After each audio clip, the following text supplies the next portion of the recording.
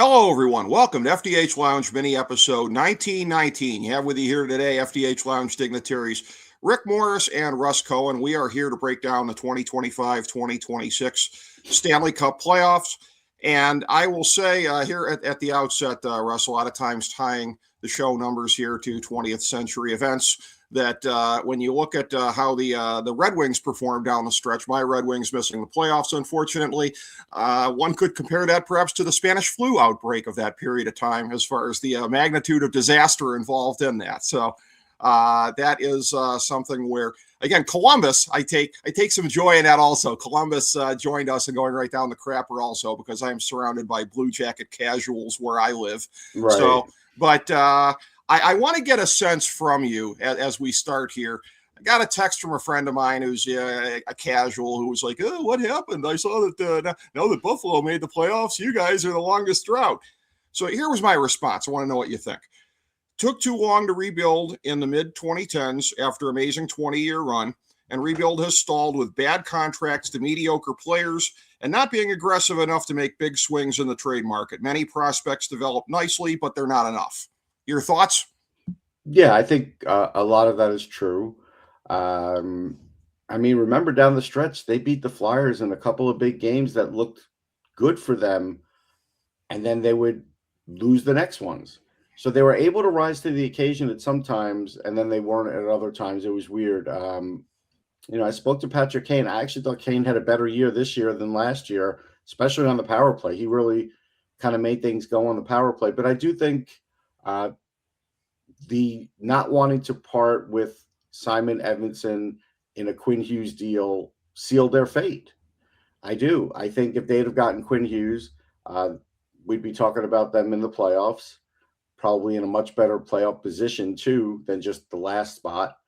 And you saw what Hughes did in Minnesota. Like, he's already set a record for the Minnesota Wild for defensemen for points in the season. He only played 50 games. So it was a big miss. And then the deadline was always going to be anticlimactic compared to that. And the fact that it seemed like Quinn Hughes really wanted to play there is a big swing and a miss. And so, would I fire Steve Yzerman? I would. Now, it doesn't mean I would get rid of him altogether. Maybe I keep him in the front office somewhere, but I'd have to bring in another GM because they have the players. They have the goaltending finally. They have the players, and they ran John Gibson to death. Nobody should ever play 14 consecutive games in this league, and They did that too. And that's out of desperation. So I'm just going to let that one roll. But they need to make a change of some sort because they can't keep going like this. Because again, it was the same as the Sabres. We all were scratching our heads. The Sabres have a bunch of good players. Why can't they make it? Well, they finally made it. Now it's up to the Red Wings. Well, the one thing that I've heard in recent days that makes me feel somewhat better about intentions, at least, was that supposedly the deal fell apart not because of an unwillingness on the Wings' end, but that Quinn Hughes didn't want to sign an extension. And that was what made it fall apart. Have you heard that? I haven't heard that. I don't doubt that. Okay. But who cares? Okay. There is a point when, and listen, I think Edmondson's terrific, but there's a point where you have to just take that risk. Okay. And you say, okay, we bring Quinn Hughes in, we get him for a couple playoffs. Let's see what happens here. Maybe he'll change his mind. Well, and that's it too. And that's one of the things that's really sort of puzzled me about Yzerman as GM. And I've said previously, probably my greatest sports hero. So I would be very, very pained if it didn't work out. But the sense of and I know, there will never, ever, ever, ever be a roster again like the 0-2 Wings. But some of the rooms he played in, right? How does he not look around and be like, we need to get at least whatever percentage of that as possible? You know what I mean? Yeah, I covered the tail end of some of those teams, and it was star-studded, and it was a different era. They did have a mix of young and old. Sure. Pavel Datsyuk did cover up a lot of ills, I will say that, because he was probably even better than we all thought, honestly. Yeah, at the time, yeah. But still, they won with Mike Vernon in net, who, no offense to Mike Vernon, but he wasn't a top-end goalie in the league. But they were able to pull some things out based on that talent.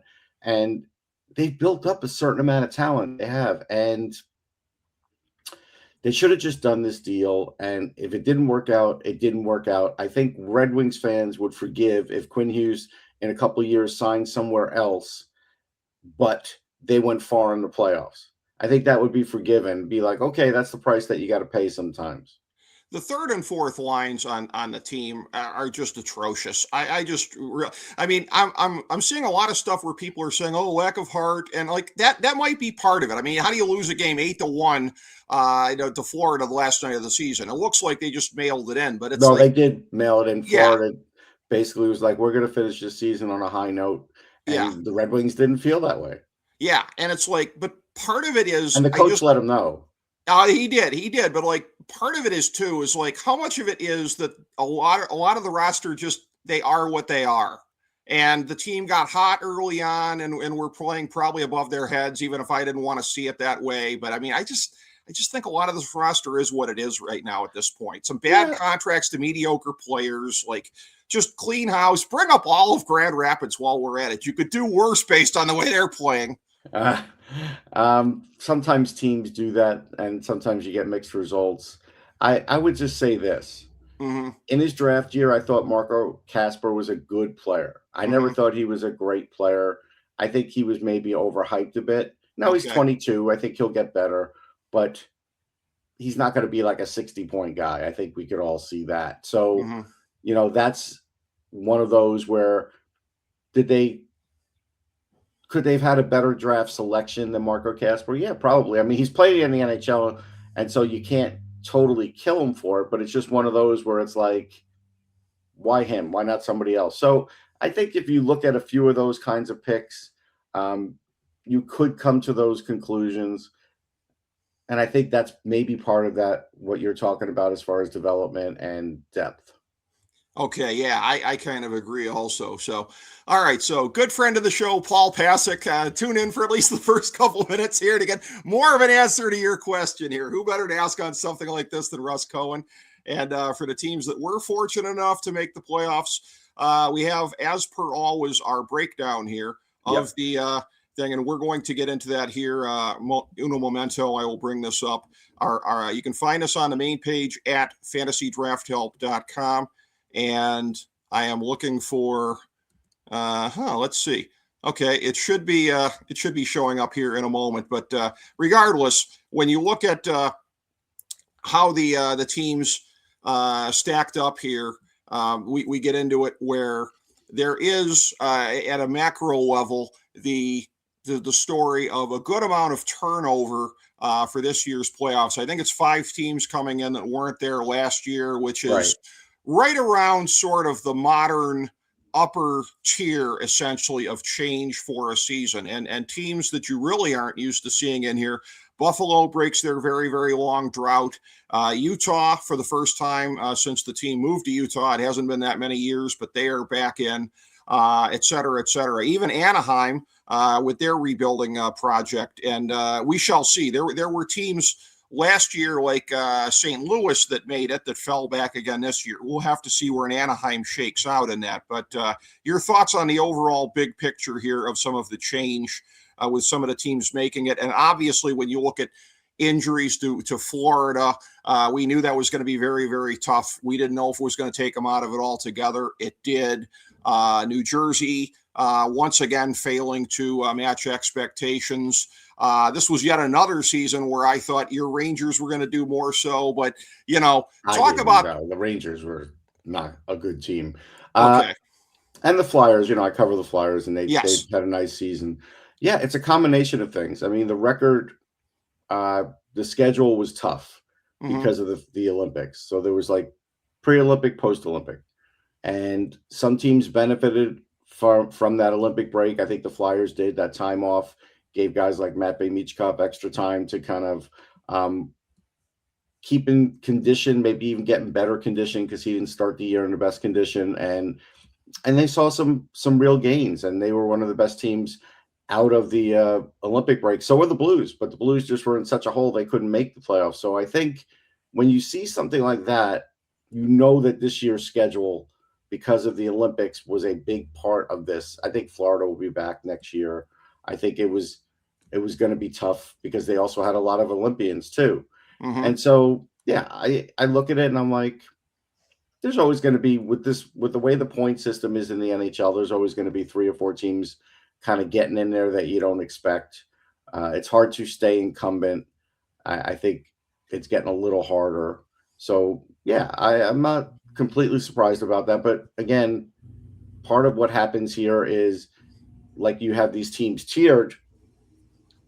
How much of a chance does some of these bottom teams really have? Now, would I consider Vegas really a bottom team? No, they just had a lousy season, and now John Tortorella seems to have them on track. So I think they're kind of like the Blues were years ago. Like they're not that bad, but they just happen to be in that spot. Edmonton the same way. They're not that bad. So I think, but these upper tier teams, I think, are a lot better than some of these other lower teams. Well, and there is, interesting parallels when you start to look at it that way in terms of, you mentioned St. Louis in 2019, and they were a team that, again, rebounded from that sort of historic bottom they were at to there. It is the story of Gloria after all, and where I've been saying for years and years and years, I haven't been up to the Boston area in a long time, but the next time I do, I'm walking in a sports bar and I'm dumping like $10 worth of quarters in there to play Gloria on a loop. But you know what though, Boston's great. Like I love going to Boston when there's a Stanley Cup. Those fans are fantastic. They really are. Well, they're going to get to see some action here against Buffalo, at least in the first round. And when you look at that, I sort of couple that with the year before with Washington, because these are teams that could not get over the hump for a long period of time. The only team of that era that I can think of that matches them in that regard that never made it was San Jose. Right. They never made it over the hump. Those two teams did. And they were in the Cup once against Pittsburgh and got beat pretty easy. So yes. And so there's a certain element of that also in what you're talking about, not just doing what St. Louis did as far as the comeback, but of finally getting over the hump. And when you look at this, yes, the tier levels that we have, and again, this is, I've got this up there now for those catching this on video on the main page at fantasydrafthelp.com. It is the 2025-2026 NHL end of regular season breakdown from FDH, and a mashup of different categories here statistically, including the first category on there you'll see is our power rankings. So sometimes our power rankings correlate to where they came out in the mix, sometimes not as closely. But when you look at this, just a general sense, and I think that this is not any different than what we're used to, what I'm about to say, in talking to FDH Lounge Dignitary Ben Chu, having done our NBA playoff breakdown earlier in the week here, that where you've got maybe 4 or 5 teams there on the NBA side, I think, that could win it all. I said in looking at this that, like, I think I'm not going to necessarily say half the bracket, but you could potentially maybe see 7 teams that might have a chance to win it all. When you're talking about somebody like Vegas, that again was down and out and is, rallying now very strongly. Maybe Edmonton also, I'm a little more dubious of them. I'm a little dubious of them too, sure. Yeah, so I mean. But they still have Connor McDavid, and he could be a game changer in every game. Sure. Would you say that we may become potentially close to half the bracket that could win this thing? I don't know if it's half. I would say up to 7 seems right. Okay. The only thing is, and this is where your power rankings, you can't do anything about it, is we really don't know if Victor Hedman's playing in the playoffs. Yes.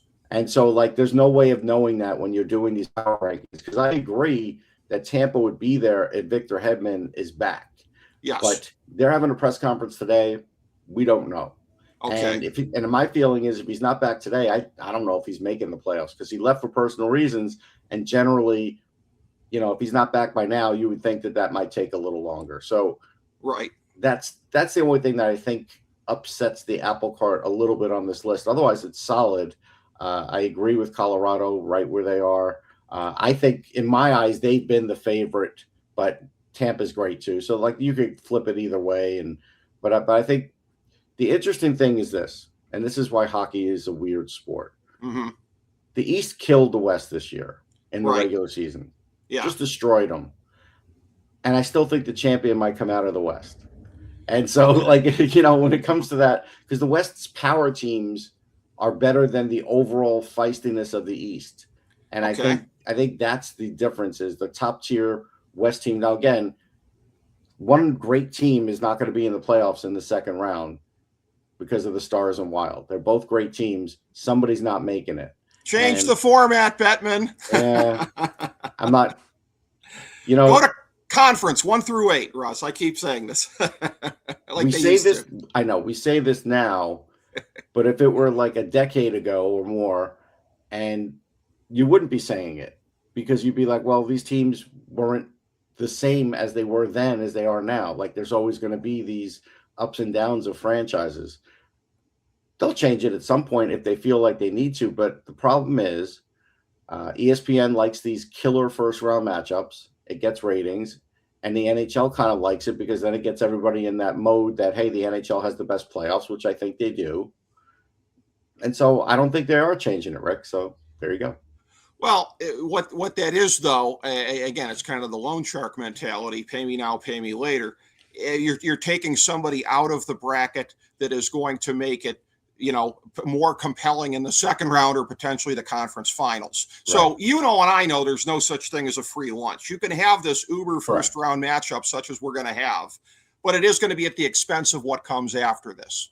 So, yeah, no doubt. I mean, the one thing I'll say is the NHL is fortunate where the Stanley Cup usually is amazing and well contested, and it's rare that you get like just a walkover. And because of the gravitas of the actual cup itself and everything else, if it isn't even the best matchup that you thought it was going to be at the beginning of the year, most people don't walk away from the Stanley Cup saying it really sucked this year. So I think until that happens, you're not going to see change.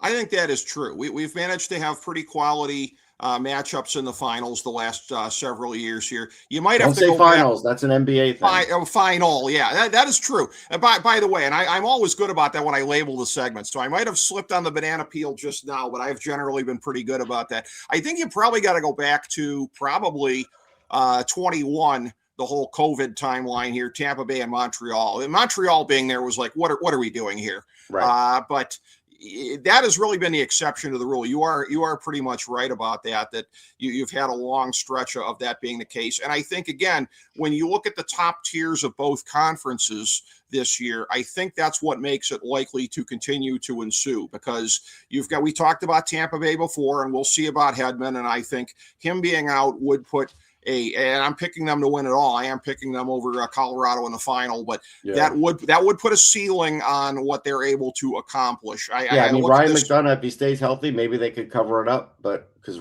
Radis just had a career year. But other than that, it would be hard to pick them as a cup winner at that point. I think this. I see this as sort of the last great hurrah of the run that they've had, and that I think they can get over the line one more time here, but you look at this, and if it's not them coming out of the East, of course, you have a couple of the younger teams that are kind of rising up. But the other obvious one to look at would be Carolina, because they've been on the doorstep the last couple of years, made some moves in the offseason, were a little bit aggressive in that regard. Goaltending's been up and down based on who's ended up playing there. But I mean, if it's not Tampa Bay coming out of the East, I think there's a very, very strong chance that it's Carolina. And I think you still have to very much like the East's chances if that's the case. Yeah, Carolina, I just saw recently, and I'm going to say now that I had belief in Brandon Bussi. I wanted to see him down the stretch live in a game that mattered. Even though they sat 4 or 5 guys, they still gave the Flyers all they could handle, and the Flyers eventually won that game. That impressed me.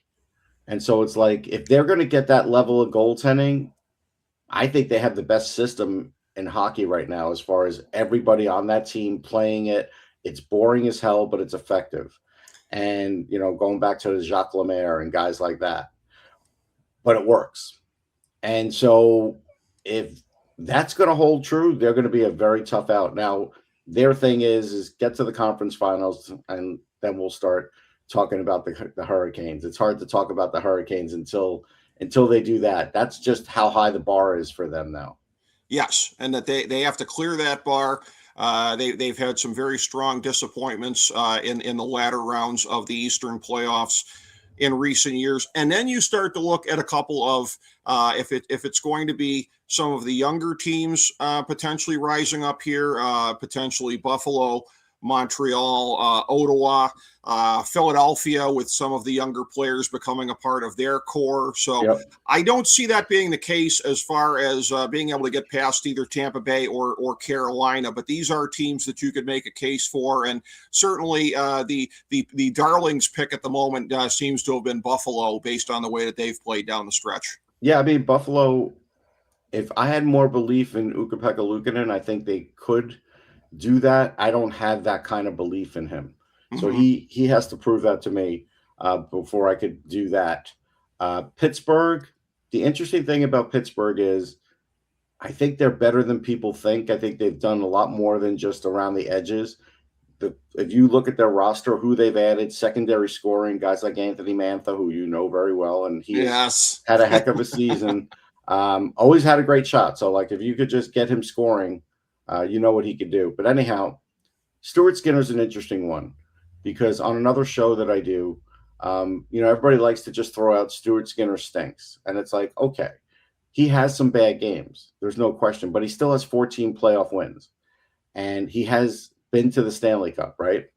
So you can't take that away from a guy. And so, like, on the other show, I brought up a goalie who I thought the other host would like. And I said, he's got 2 more playoff wins than that goalie. What did you think of that guy? And it's just, I get it.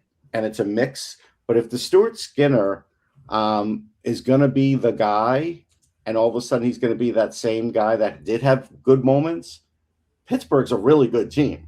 And so I can't keep them out of it on this one, because I think their window is this year or next year.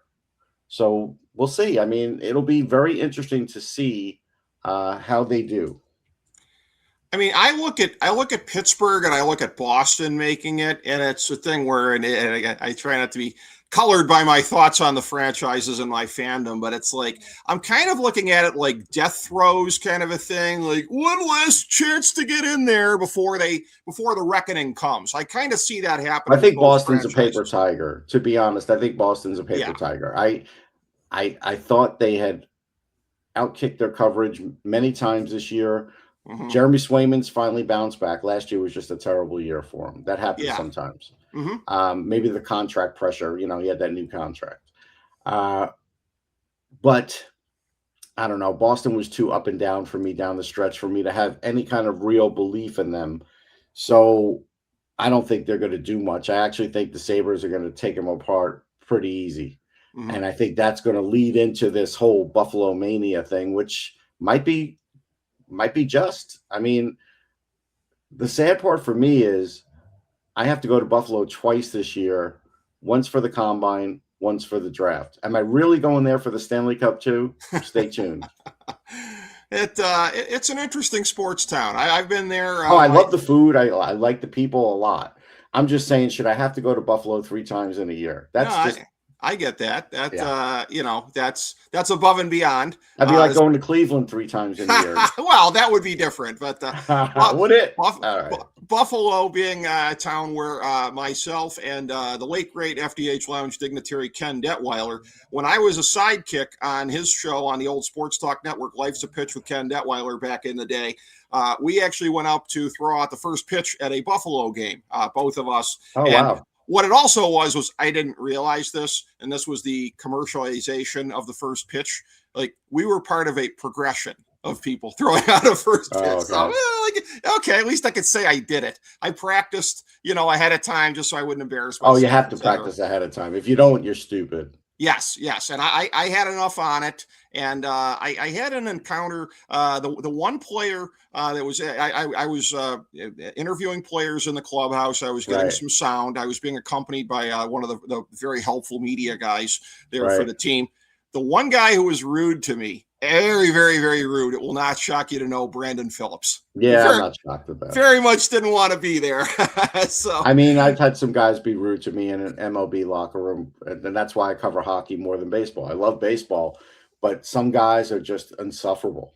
Well, and to be honest with you, and while I'm right about the work rate, that may or may not have something to do with why on our WrestleMania preview, I actually buried his wife, Jade Cargill, as a horrible worker. Could have been a little bit of residuals from that clubhouse time. But yeah, Buffalo, that could be very interesting if they make a run. I've got them playing Tampa Bay in the second round. I see it going that way. And the Western Conference, more so I do want to say this. I'm going to tell yeah. you who the guy is. Okay. It was Bobby Parnell, and I think this probably happens more often than not. Okay. I'm interviewing the young players. It was great. This was after we did a book signing in Binghamton. Mm-hmm. And so when my Met book came out, numbers don't lie. And so I asked Bobby Parnell a few questions, and he gave me one-word answers. Now, he was the Mets closer at the time, but he was on a rehab assignment. And I think some players, when they're there in AAA on a rehab assignment, just feel like they're too good for the place. Yeah. Yeah. And that was the attitude that I caught, and I just walked away from him. I'm just like, whatever, you're just a jerk. Well, and Brandon Phillips was actually demoted. He wasn't even right. there So like either on way, an injury thing. Yeah. Right. Either way, it's like it's the same thing. And I think it's the entitlement that, oh, well, I'm in AAA. Instead of like hockey player would be like, yeah, okay, this sucks, but I'm going to work my way back. I'm going to make it. Baseball players like, no, I don't deserve this. Well, the other thing is, too, that the Tribe had over-promoted him because, again, the way that this organization has worked really for all of the 21st century is, going for sort of the short-term kind of, thing to deflect from the fact that the payroll is basically 59 cents total. So it was a thing like he got promoted way too soon because they wanted to show the returns on the trade, the Bartolo Colon trade. And it was like, you idiots, he's not ready yet. Right. So the other thing is, too, you give the flip side of the coin, the very nice front office guy, the media guy, I wish I could remember his name. I'm there in the clubhouse, I'm interviewing various players, and he brings over one of them, and I'm just not recognizing him. And I'm asking the most generic questions. Right. And he holds up a sign behind the guy's back because he realizes this. It says Josh Bard. So my next question is, so how's the injury? How's the injury rehab going? I was able to ask a specific question when I recognized him. No, that's good though. But at least you did the right thing and started beating around the bush a little when you weren't sure, because sometimes that happens. It happens to everybody when you do interviews. Sometimes guys with beards look different. A lot of times you don't hear when they announce their name or they don't announce their name. Yeah, like you're at a disadvantage. So that's the way you have to do it. Yeah, and what a nice guy to have clued me in, and then I was able to make it immediately sound like I knew who he was all along. Love when that happens, and that is. And I'm just going to say this because you brought it up. Yeah, I did put a WrestleMania article up on Sportsology. Nice. I haven't done one in years. Why did I do it? Because this year is going to be atrocious. Yes, absolutely. The build up to it. There's ticket sales. They're not selling out. I don't know how they're going to fake people. They're going to maybe put holograms like they did during the pandemic. Maybe they're just going to give away seats. I think Triple H has been sort of ousted as the main guy from TKO, it looks like. And I just think they're not creative. Like, I'm going to give you an example. One thing that I cited. You can't push a big match with Stephanie Vaquer and Liv. And I like them both. But Stephanie Vaquer hasn't wrestled since March 16th. It can't all be promos or run-ins. At some point, you actually have to wrestle people to build up momentum, and they have decided that they're going to go with the card and not have any injuries. So, like the last 2-3 weeks leading up to WrestleMania has been brutal. Other than verbal promos, which I like them when they're coming in between matches. You can't show 2.5-hour shows with half hour of commercials or more and then have these matches where you're using all your extra guys that don't have a role in WrestleMania, like last night's Battle Royal. Like, that was a think tank one, wasn't it? Mm-hmm. Well, who could we throw in there that's in Vegas that we're not going to use on the main event and, keep SmackDown going? Oh, okay, we got these 10 guys. Let's just throw them in. I mean, come on. I agree. And to go to the WrestleMania preview that I did with FDH Lounge Dignitary Jake Digman, I said that, either of the women's title matches should always be viable semi-main events both night. I grade a card by the number of viable semi-main events that you have in there. Yeah. That you for WrestleMania, there should be multiple ones per night. That one's not even close because, and again, me being the bitter AEW homer I am, they only signed away Stephanie Vickers to keep her out of AEW. Right. She had that breakout performance at Forbidden Door. Boom, they sign her. They don't know what to do with her, Russ. That's why. She hasn't wrestled at all. It's ridiculous. They are totally coasting in this match off of Liv Morgan being over. That is Correct. all that is carrying this program because they have I no think idea. Stephanie Vickers is great. Don't get me wrong. She's amazing, but they have no idea what to do with her. Right. This is not an indictment of her abilities. It's an indictment of their ability to do something. And again, and I don't want to go too deep into this, but I knew when they signed with ESPN that ESPN was going to make them more important than the NHL. And sure enough, they have. And it's like when you see Danhausen, and I saw just a clip, right? I stopped watching ESPN for the last 2 weeks. I would at least watch one or two shows. I've stopped watching because I know that this is just getting invaded with WWE people, and it's uncomfortable. When you see Danhausen and Stephen A. Smith does not want to be near him. He does not want to talk to him. He didn't want any part of it, but he knows the network is pushing this so badly that he has to play along because they pay him. And it's just like that's when it used to be nice when wrestlers would get on shows organically and work it out. Even my wife was just like, when is this going to stop? Like, you can't have Paul Heyman on every week talking about sports. No offense to Paul, but he can't hold up his end of the bargain with that. And so it's like that. I think in a way, ESPN has crippled its own coverage of other sports by putting too much attention on the WWE. Yeah, I think so. And to put a tack in it, I will close this part of it with this, is that what an observation that I made. Well, first of all, observation Jake made to me. This would salvage the whole Stephanie Vickers thing. He says double turn. She's going to join the Judgment Day, go in with Dom. That would give her the kind of, personality boost that she needs. Yeah, she could replace Liv then because we know Liv's going to go to Hollywood. So that would actually make sense. Yes. So Jake has the idea for how to save them. You know what, Jake? That's really good. That's better than anything they come up with all year. Which means they probably won't do it. They won't do it. But the other thing with Paul Heyman is that, again, on some of these interviews, some of the things that he's saying, there's like such palpable desperation based on the way that the vision has flopped, where he's this reminds me of the early days of the ECW locker room. I said to Jake on the preview, I said, you know what it reminds me of? It reminds me of what would have happened if Paul Heyman was in 2000 WCW and we put him with the New Blood? That's what it reminds me of. Not get out of here with the ECW start Redux. I think Paul's really good. I think he hit too much of a brick wall on this one. Yeah, when a guy like Paul Heyman can't get your group over, you really blow and you are hopeless. And I'm going to give you one prediction. Okay. That Brock Lesnar match, it's going to last 2.5 minutes because Brock Lesnar will be heaving at that point in the match. He's so out of shape. Could now, be. He may look all muscular, but if you notice, aerobically, he can't run to the ring, and everything's a squash match because the guy just has no wind anymore. No cardio. Well, no cardio. I said it'll be a Redux, except it'll be Brock doing the job this time. Redux of Brock Goldberg from Mania 33. Jake said, no, I think it's going 10 to 15. I think Brock is going to work hard to put him over strong. No way. I think it'll be a disaster if that happens. He won't be able to. No, I don't think they're going to cut it short. He can't do it. Yeah. The ref will be throwing up the X symbol if that The X will definitely go up there.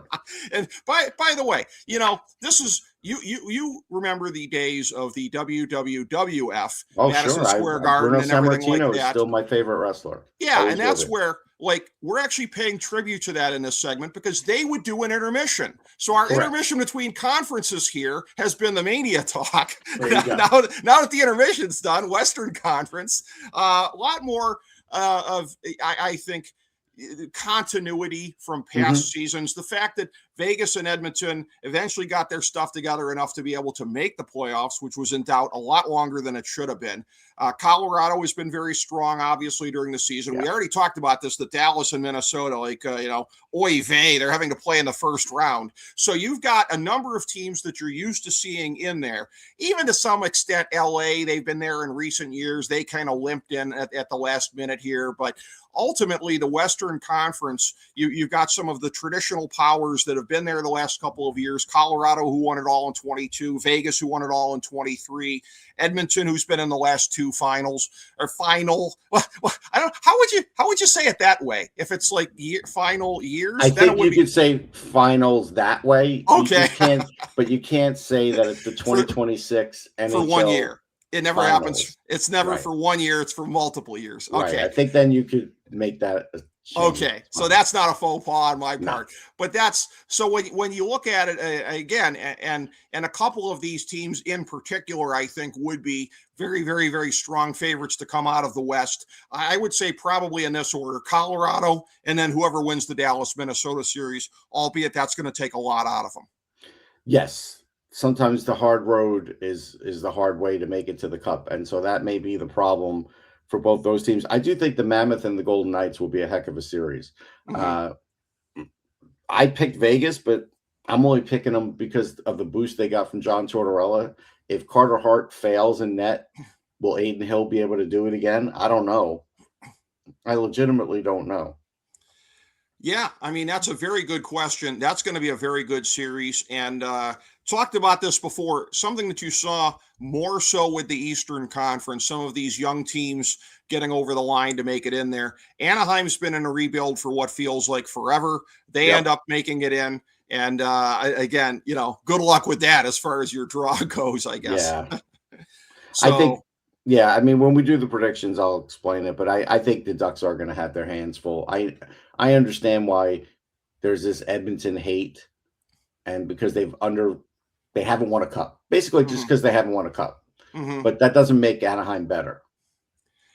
No, it doesn't. And that's where, again, when you look at Edmonton, and this is the challenge in the, ironically for now he's not the GM who put the pieces in place, Ken Holland, but him being there in Edmonton, it's almost symbolic to me of Ken Holland, who again couldn't have been a better GM for the Wings when there was no Stanley Cup as far as getting the pieces in. And for a long time before he was ultimately moved on from Detroit, however they want to paint that, I was critical of him long before he ended up leaving, because I was like, this guy is good for one set of circumstances, but not so much for the others. So he has a strength, but the secret sauce in Detroit was Jim Nill. I think most people realize that. Yes, absolutely. And the guys that were underneath in the front office. The other thing is, and I'll compare this to, and there was a very famous interview that was given a couple of years ago. David Griffin, the former GM in Cleveland, he was like, you know what?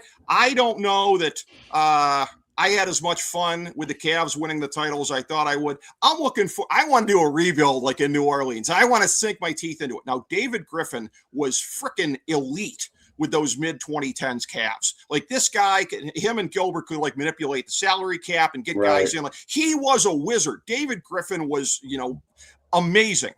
But like, he goes to New Orleans, and I was like, I'm like, bro, you need to stick to what you're good at. Right. I mean, New Orleans is a whole different ball game. They never seem to be able to get on track. If I'm a team on the cusp, I'm hiring that guy to get me over the hump. If I'm a rebuilding team, not so much after what we saw in New Orleans. But I'm not making this all about Ken Holland, but I'm just saying the fact that he was with Edmonton and with Detroit. We talked about Detroit present day previously in the salary cap era, looking at the big two in Edmonton. And yes, they have some other outstanding players. I mean, they've got probably 5 or 6 really, really strong star caliber players, but like, are they not sort of like the trillionaires version of where the Wings are? I criticized the Wings depth previously, and like with Edmonton, it's sort of an inherent kind of a thing of like, how can you have this much elite star power at the top for what you're going to have to pay for it. Now that you're really paying the market rates at this stage in their career, although they have been for the last couple of years, I guess you would say.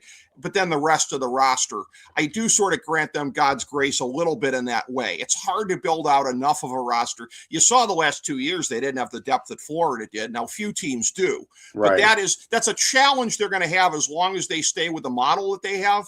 But you'd have to be insane to break up McDavid and Draisaitl, even with that being the case. Yeah, I mean, the Oilers are kind of like a pyramid scheme, but I think they've pieced in enough on defense to kind of get them by. Mm-hmm. I mean, they have 3 really good defensemen, and then they pieced in the rest. And I think the guys they pieced in are okay. I also think, like, when they picked up, like, Matt Savoy and Podkolzin, they've pieced in guys who are good at different things, Adam Henrique, that maybe can complement the high-end talent. But at the end of the day, their high-end talent is still higher than a lot of teams in this league. And so that could carry you in a series and to a cup, as we've seen. So I don't think unless the cap like triples, I don't think they're going to cure that situation. So this is what they've done. I don't think Ken Holland's doing a bad job at all. I just think he's limited in what he actually can do based on what you said. Yeah, I think that he does have the limitations as far as how he rounds out the roster. This is his last job. Like, we all know that. I think so. I think that's very clearly the case. You look at you're talking about again before some of the predictions here for the conferences in the Eastern conferences. I've alluded to. I've got Tampa Bay and Buffalo in the second round. Tampa Bay emerging, although again, as you said, we wait to hear what happens with Victor Hedman because that's going to be determinative of so much. I've got Carolina over Philadelphia in the second round in the East. Tampa Bay over Carolina. I would probably flip-flop those two and perhaps even say Buffalo against Carolina if Hedman is out. But with the presumption that he'll be back at some point, I'm splitting the difference. I don't think he'll be back at the outset. I think he'll be back at some point in the East playoffs. I've got Tampa coming out of the East. In the Western Conference, again, that hard road for the winner of the Dallas-Minnesota series here. I've got the winner of that series being Dallas, but succumbing to Colorado in a very tough series. Vegas and Edmonton in the Pacific Division. I've got Vegas coming out in a pretty hard-fought one.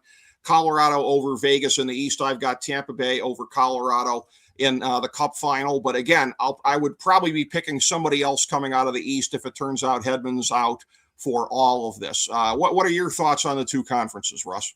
Yeah, I'm really going to mostly give you the first round and then talking generalities because I got to do a whole bunch of other shows and sure I can't let it all out in one spot, unfortunately. Sure. So we'll go with Flyers Pittsburgh. I think that'll be a really hard fought series. Historically, Flyers have always played well in Pittsburgh, so I think they'll win one there, and I think they'll win one at home. But I think Pittsburgh is going to win the series in Game 6 in Philly.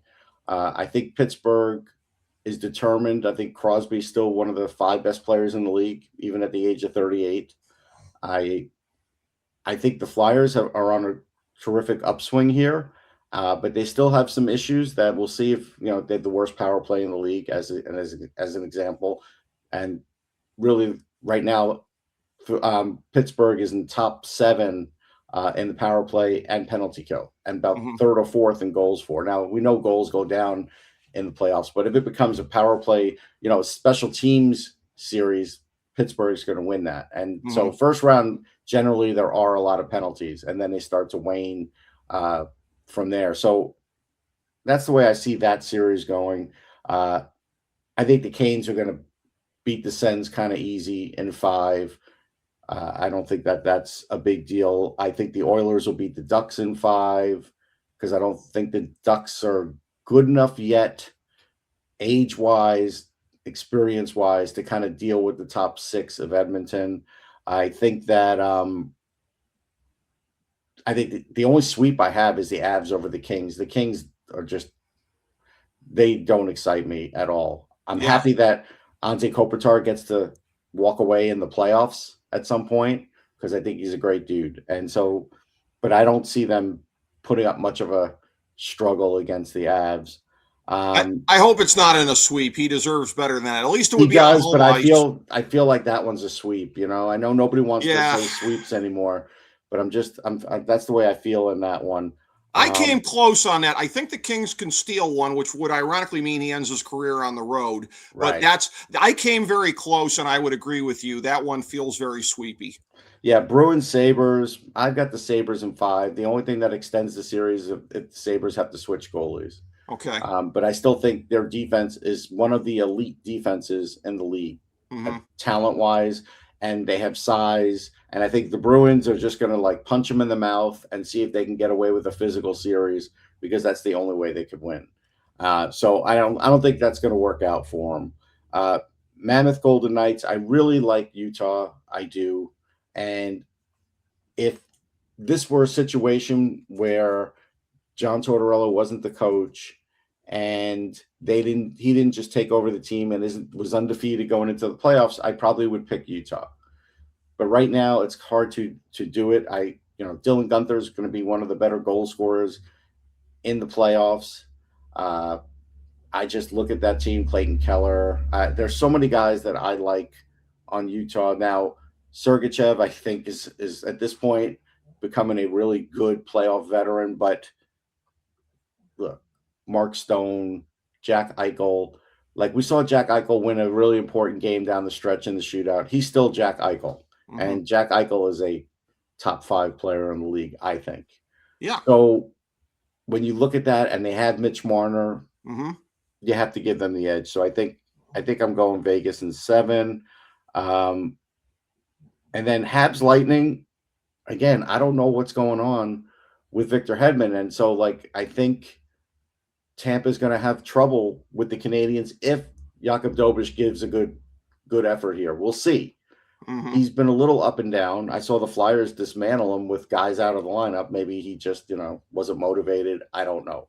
But the Flyers killed him. That said, Cole Caulfield's just, his nickname of Goal Caulfield is legit. What do you have, 51, something like that? I was really happy for the guy. Just a tremendous guy. Nick Suzuki's elite. He is now an elite center. I wrote about it on NHL Draft Buzz. Voted for him for the Selke. Nick Suzuki is the real deal. Lane Hudson, hard to deal with. So Tampa's going to have their hands full. Tampa could beat them earlier if Hedman's there because Tampa can play a physical game that the Canadians are not able to play. We don't even know if Brendan Gallagher will be in the lineup. He against Philly, he probably had his best game of the year. I was talking to some of the writers for Montreal because he had been scratched. Yeah. And so he's kind of having to sing for his supper, as they say. So I don't know. He might not even be out there game 1. So, and the Noah Dobson loss for Montreal was huge. Yeah. Because in that game against Philly, what I saw was their defense is askew now. Because Dobson was like a glue guy for them. And now they didn't know how to kind of operate. They at least got a couple of games in without Dobson. And maybe that'll help them now for the playoffs. But when I watched it, it was topsy-turvy. Their defense was the worst I'd seen it all year. And I do think it's because of that. So we'll see. We'll see how that part of it goes. That part, for me, will be very interesting. And I'm trying to think, did I leave anybody out? No, I think I covered everybody. I think you did. Oh, no, Stars Wild. Stars Wild. Yeah. What do you think there? I saved them for last. Yeah, I've got the Stars in 6 because I don't know what Minnesota is going to do in net. I think they're going to go with Philip Gustafson to start because they're loyal. How long will they stick with them? Because I think Wallstedt is their better goalie. I felt that for half the season. Could Jesper Wallstedt be the next Cam Ward? He could be. Will he get the chance to be? Yeah. That's the question. So I don't know. Whoops. I don't know. I don't know how that's going to work out. I'm going to take the Stars in 6 because I like Jake Ottinger, and I think Robertson will finally have a big playoff. And I don't know. Heiskanen, I hear, is banged up. But that's going to fall in the favor of the Wild. And I think Quinn Hughes will be the best defenseman on the ice offensively. And Thomas Harley is like having a second number 1 for Dallas. So, yeah, I kind of feel bad that Tyler Seguin's not going to be there. I really like Tyler Seguin and liked watching him in the playoffs. Mm-hmm. But Jamie Benn's still hanging around, right? So Yeah. you still have a little bit of that old guard. And we got to give Jim Nill credit. Like, Jim Nill extended Jamie Benn when everybody said he's too old. And Jim Nill's like, listen, this guy brought us here. I don't care. I'm doing it. And, Yeah. He's still cranking along. So I'll go Stars in 6, but I think this one could be a different series. Could go 7 if Wallstedt gets in there. Yeah, it is the headliner of the first round. And when you're talking about Minnesota's attitude towards their goalie, I was having it pop into my head from Shoresy, good old Hitchcock and his Newfie accent. Loyal to the soil, boys. I haven't watched Shoresy, but that's funny. Yes. Terry Ryan, I believe, playing him and doing an amazing job in that. But, it is going to be an epic playoff run here, as it always has, and it has been. Yeah, this first round is going to be great. It's going to be awesome, and look forward to circling back around with you once we get to the final, singular, the Stanley Cup final for this. I'll try and be on the draft show with the New York Jets, depending on where the Flyers are in the playoffs. And as long as I'm not at a playoff game, I will certainly cover that draft and see how the Jets screw it up. Are the Flyers playing on Thursday night? Yeah, actually, yes, they are. Oh, they are. Well, actually, next Thursday. It's next Thursday or this Thursday? This Thursday. Oh, no, they're good. Next Thursday. Okay. I'll be there. Okay. Oh, very good. Very good. Look forward to having you. And we're going coast to coast as we did last year, live for the NFL draft. And that is going to be a thing. I'll save this for when we're off air. It's something I have to show you for our preparation here. But this is going to be, it'll be epic doing the NFL draft show with you and our cast of thousands coast to coast on Thursday. Pardon me. Been great doing this show with you here. Agreed. And of course, look forward to doing the final preview when it comes to that. The great Russ Cohen, everybody.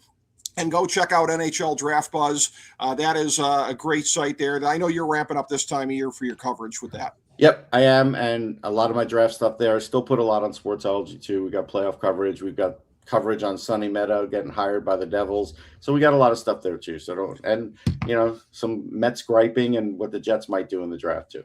Oh, yeah. Look for all that and much, much more there. Thank you so much, Russ Cohen. And thank you, everybody, for checking out FDH Lounge mini episode 1919.